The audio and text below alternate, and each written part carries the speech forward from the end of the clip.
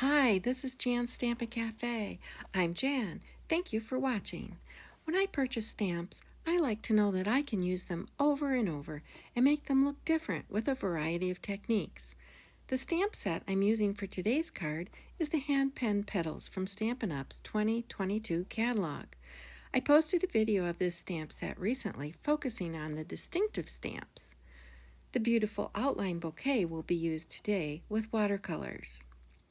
There are a lot of brands and mediums for watercoloring. Pan paints, re-inkers, watercolors, pencils, pigment powders are just a few. Today I'll be using pan paints. I like a very wet technique so the colors blend on their own. I'll heat emboss the image to keep the watercolors from moving too far. That sounds contradictory, but you'll see in a bit how that works. I start with watercolor paper from Stampin' Up.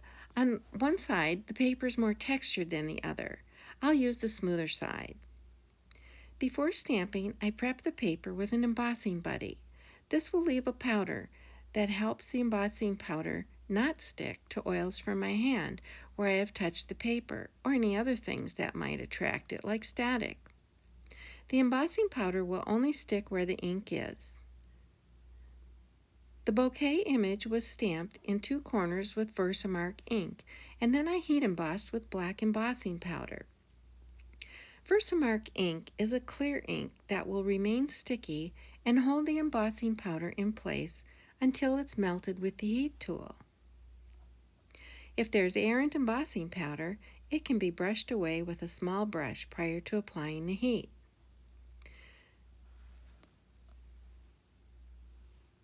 I'm using low-tack tape to secure the paper to a breadboard I got at the dollar store.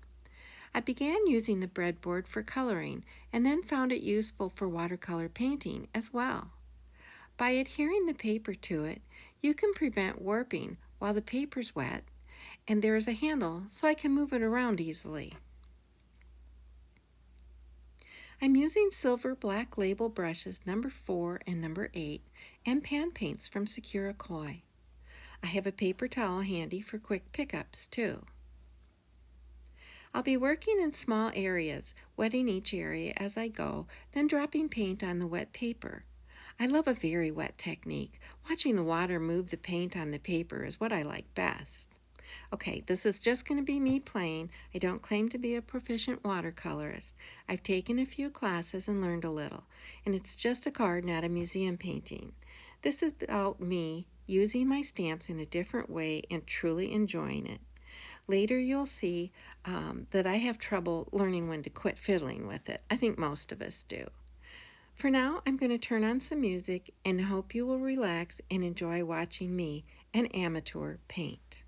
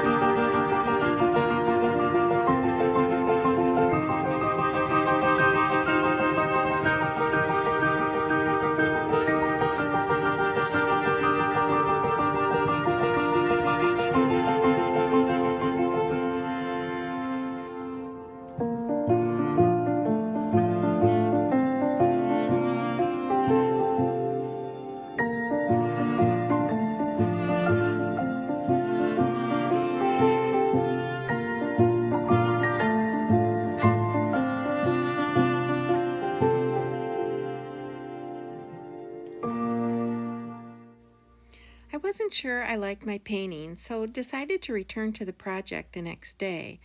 I thought I'd see how it looked trimmed and with a stamped sentiment.